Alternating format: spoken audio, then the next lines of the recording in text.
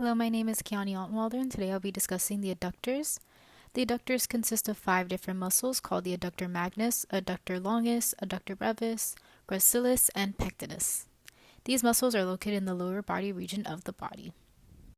The adductor Magnus is a large triangular-shaped muscle. It originates from the ischiopubic ramus and the ischiotuberosity, and it inserts into the linea aspera of the femur.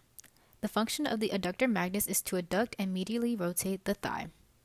The adductor Longus is a triangular-shaped muscle. It originates from the pubis and it inserts into the middle third of the linea aspera.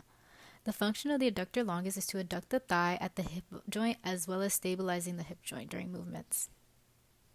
The adductor Brevis is a flat triangular-shaped muscle. It originates from the pubis and it inserts into the pectineal line and the linea aspera of the femur.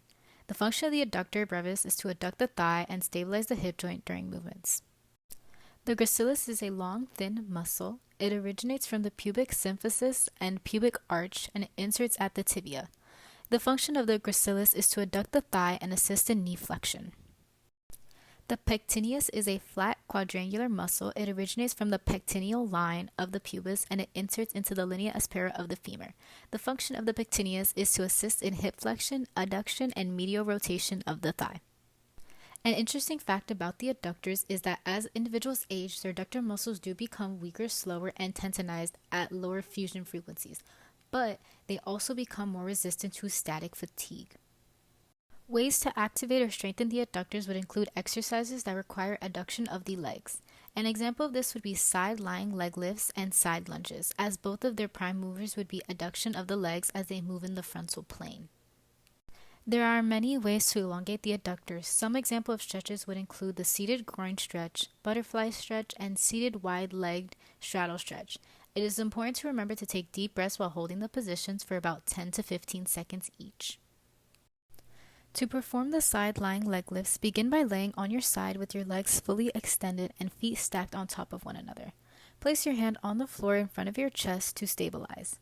Then, while keeping your toes pointed forward, lift your top leg toward the ceiling or abduct your leg in a controlled manner. Bring the leg back down through abduction and repeat the movement. Make sure to focus on engaging your core throughout the entire movement.